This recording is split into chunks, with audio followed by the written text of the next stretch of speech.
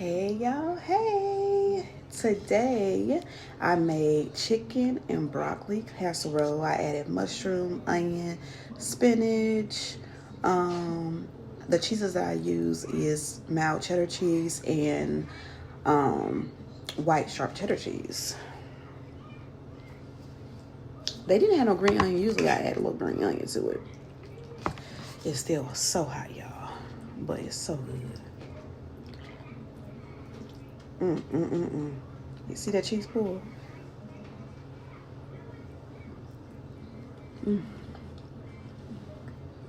Flavorful. Quick and easy meal, y'all. This took me less than 30 minutes. Have you subscribed to my YouTube yet? What are you waiting for?